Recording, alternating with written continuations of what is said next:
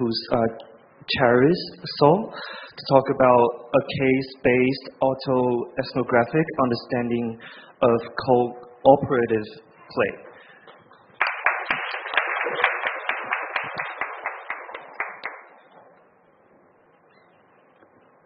Thank you so much for the introduction. I'm just bringing up my slides now.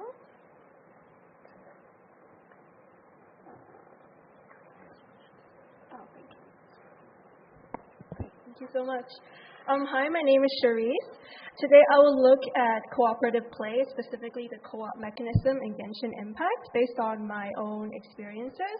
And I want to put a disclaimer out there that I don't put my experiences as represented as the majority of motivations of the player base, but I hope to understand it from a kind of basic framework of social anthropology and sociology. So a little bit about me. First in kind of like a mystery cash event.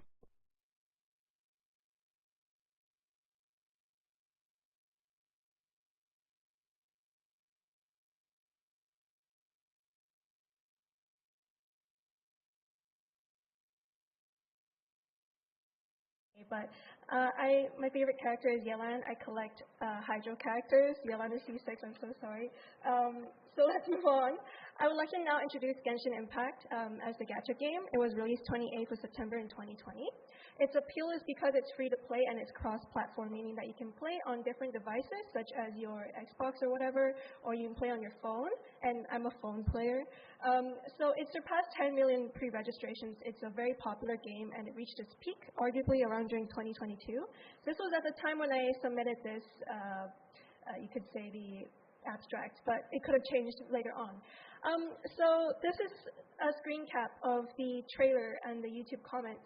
So you can see that it had a massive appeal because it kind of democratized that open world RPG onto a mobile device, allowing it to be more accessible to players who may not be able to purchase a console or have a PC to play at home. And I mean, it also requires specific storage and device operational demand on your device, but actually I still feel like this was the first entry for me into a game similar to Genshin of its caliber, because prior to that my only I guess you can say experience playing gacha was Tower of Saviors, Dislight a little bit, and I also played Wuwa after, but I don't really have much. I kind of quit it afterwards as well because I don't have enough time, unfortunately. So a little bit about co-op mode. It has these unlock requirements which need you to reach Adventure Rank 16 and to complete the Archon quest in Mondstadt. Part of the reason why players go or turn to cooperative play or co-op is because Genshin has instilled some sorts of difficult domains. So you can see in the picture on the bottom left, people are challenging a weekly domain. On the top right, they're challenging just a normal artifact or weapon ascension material domain. On top of that, they have also some Easter eggs such as exploration chests that require you to have another player, and this would lead to players finding a partner to play with online or searching for help among their own friends. And I would also now like to introduce the kind of length of Archon quests, because it's a serial game, meaning that it procedurally releases regions and parts of the quest that pertain to said region. It becomes, you can see from the progression, longer and longer due to the lore's rollout. And so that means when you're a new player playing like now, it would be very difficult for you to get or progress through everything apart from and with the time-gated resources as well, such as ores, weekly bosses, and all of these things. So co-op is sort of incentivized for players to shortcut that because you gain not only friendship EXP, so levels, you also get access to other players' resources, which allows you to kind of break that time limit. So I would now like to look at co-op play performance and the dramaturgy, specifically the ritual that you get into when you request someone for their resources. So thank you for this player who uploaded this screen cap of their positive interaction on Reddit. So players predominantly enter co-op to collect time-gated resources. But that's without saying that there is, of course, other more altruistic means to co-op, which I personally have experienced as well, where players join and ask me if I need help with chests, with bosses, and even though I've 100% in most regions, they actually find more chests that I've not found or accessed in Lier, Mondstadt, and other places as well. So I will now look at Irving Goffman's concept of the self, which means that the self is not it's a performance of character as opposed to the assumed self that is shelved away when the situation demands it. So players either have the choice to perform upon receiving consent to join another player's world, or they play without regard of Genshin's social outlines or conventions, which means common courtesy. When you join another player's world, a performance of politeness commences. So desperately, players may also choose to not engage in this performance or the rules that outline this performance, drawing their peers' ire. So this is an unfavorable interaction that was posted to Reddit. And I didn't block out the name because I thought it was already made public, but maybe I should have done that. So now we look at this slide, which kind of, talks about the rules that circumscribe these co-op rituals. So again, this performance entails the participation of another actor, which I will now go into. So when you put on a play, Goffman and the two researchers who exposit on Goffman's writing, they elaborate that his performance requires a team rather than an individual. So that dramaturgical cooperation is dependent on fostering a situation or the definition of a situation. So that means that they present a unified front and they present a particular impression of reality. I kind of diverge in my argument or kind of my experience of co-op, where I try to say that the exchange of pleasantries is kind of like improvisation. So you, the actor, invite someone from the audience to partake in this performance. And so you together kind of riff off of each other. And if the person who does not like your performance, they can choose to ban or kick the player from the world, and they withdraw from that performance entirely, rather than have it draw out.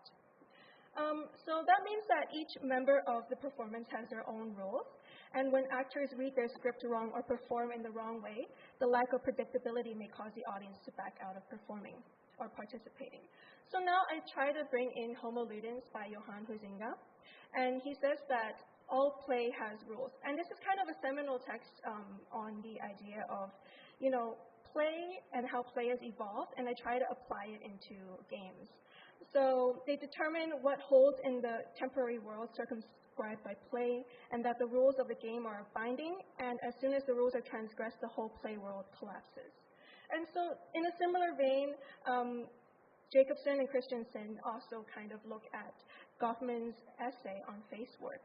And they talk about the formal rules or situational properties that apply to these interactions, manifest themselves in stereotypical behavioral sequences or patterns of speech. So these are the expected patterns that we try to look for when someone requests to join our world. So following these courtesies, we observe the rules placed within the interaction rituals. So now I will get into avatars because of the interest of time. I try to look at Genshin because it's very interesting that people, even though you're given the twins as your self-insert, people actually opt to choose a character to explore or play or represent themselves as in co-op. And you can see that the avatar, I will try to define it now, is kind of like the proxy of a player, where in the game's virtual space, you issue tasks or actions that is performed by said avatar.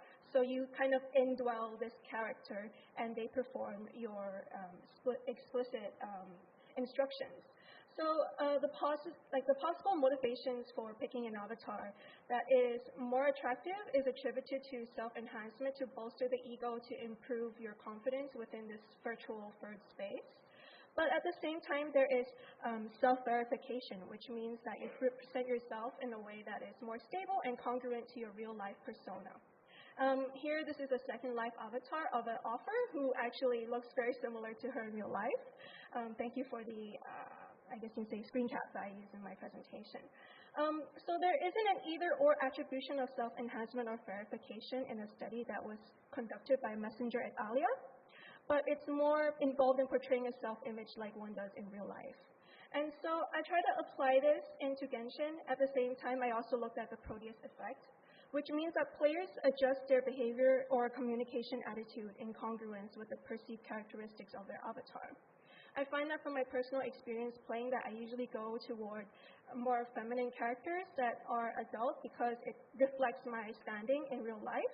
At the same time, when we're diving and flying, I try to angle the camera so that I avoid looking from them from below, so that it kind of preserves a little bit of their dignity. And I realize that I'm looking at this character as a little bit of myself, but also as their own person as well. So these behaviors that I apply to myself or I desire for myself, I also wish to translate into this character when I'm playing. Although I can't say that's the same for all players. This is just how I observe from my own experience. So there is a multi-directional influence between behaviors and attitudes in our avatars, but they also note the occurrence of stereotypical gender conforming behaviors among users' avatar gender over the existing gender identity of a gamer. And this was done by Solon et al., who also introduced the Proteus effect. So this is the now slide on meeting Speedfire, who I received explicit consent for publishing our interactions in this conference. And so I would say I started playing in 2021, and I met Speedfire in 2022, just a little bit after the Liga Lantern Rite Festival.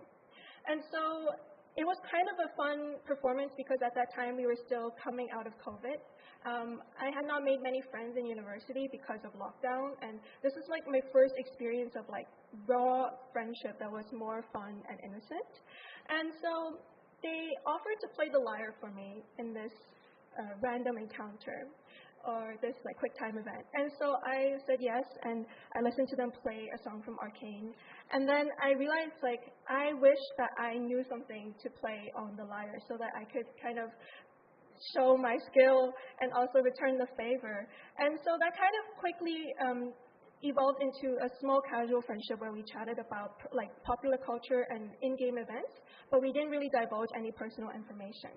And so now I will talk this is a screenshot of our interactions, but now we'll talk about the perception behavior link and the chameleon effect.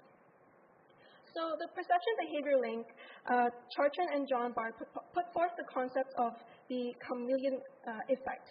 And the perception behavior link is that we observe the behavior and actions of another, and it will increase the possibility of us mimicking that action.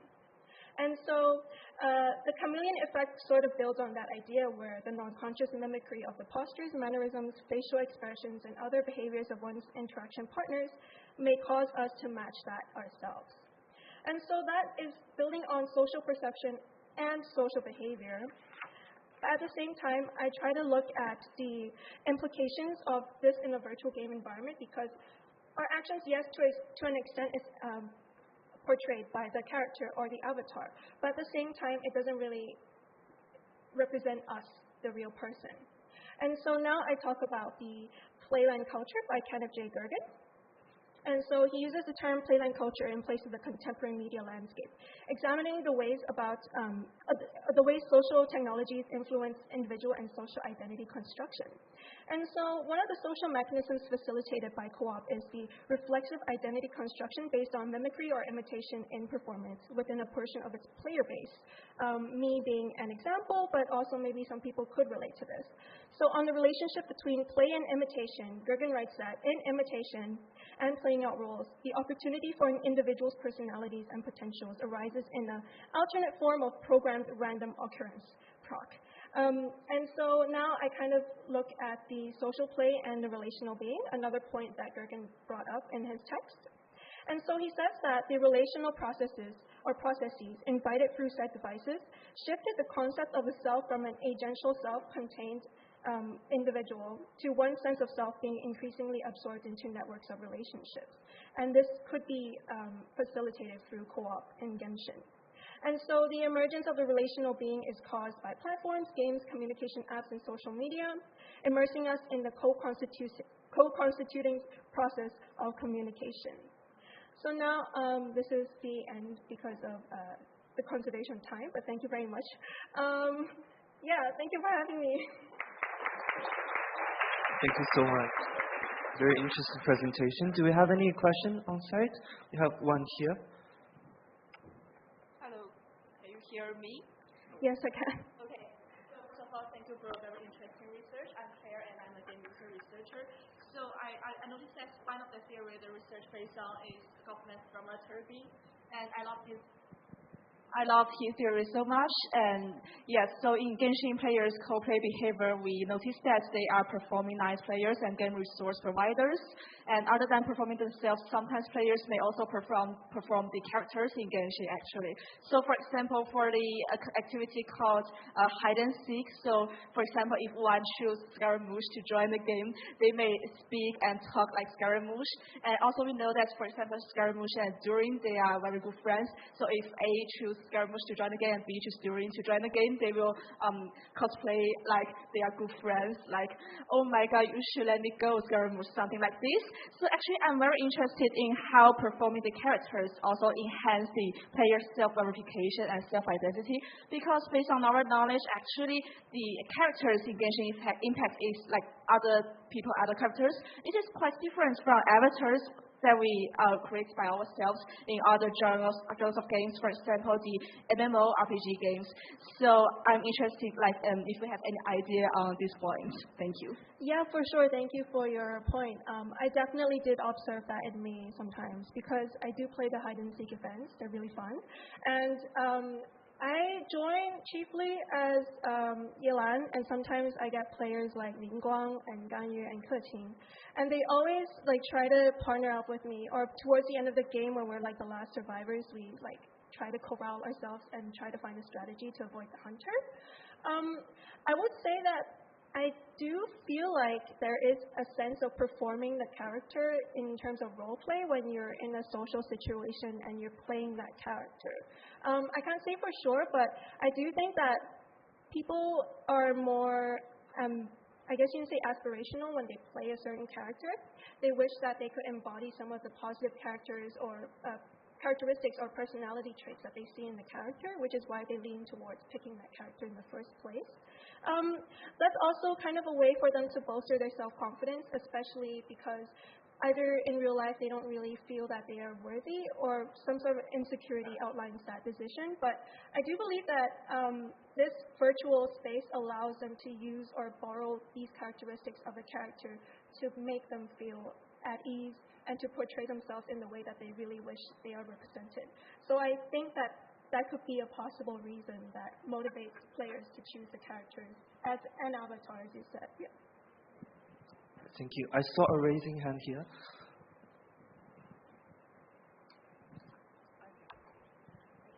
Hi, my name is Anjum, and the first thing I thought about when you started presenting this is, how do you feel like things have changed with the introduction of mannequins and Millie Astro Wonderland? Because when it first came about, I was so excited, because I used to play this other game called Tourism Online, and you basically create your entire avatar and you go around doing bosses, and I was like, oh my gosh, they're now combining this with Genshin. I can now make a character that looks like me and do everything I want in the open world. The mannequin turned out to be a 3-star character, so I guess that's not happening. But how do you think things have changed? Because all my interactions in Millie Astro, well, firstly, I'm overwhelmed by it. I don't know what's going on in that world, and it overwhelms me. But when you are in there, how do you feel like your interactions with players have changed? Have they changed? And do you think it's a similar construct to the open world in Genshin Impact, or has it just become something completely different? Thank you for your point. Actually, in my abstract, I did say that further investigation maybe demands some look into Millie Astro because of its interesting sandbox component into designing games of other types. I've tried it myself, and I did find it underwhelming and overwhelming at the same time. As someone who's neurodivergent, I'm just like, what am I looking at? I really don't want to go into this because there's so much happening. But yes, I do believe, from the co-op games I played one that's kind of like a copy of Overcooked, and one that was more of like a strategy game. I believe that the game's rules, or maybe your experience of the game's type, may allow you to be able to immerse yourself in that game mode and cooperate with other players who are maybe also well-versed in that type of game. So that kind of leads the way that you interact with other players. But I have not actually found myself making quite good of a relationship with other players through this game mode, simply because you're in the game and then you're out of the game. So I do think that it delineates a little bit from the sort of like opportunistic way that co-op in Genshin, normal Genshin, is created. But I also believe that I was really excited about the mannequin and the customization. And then they introduced another monetization thing through it, and it was just really disappointing. But yeah, so that's how I see this sandbox component evolving, but definitely that necessitates more research into it, and I'm really thankful to you for bringing it up, because it's definitely something that needs investigating. Thank you. Given the time limit, if you have anything else to discuss with Cheris, you can talk to her during lunch and breaks. And then we welcome the third round of applause for Cheris.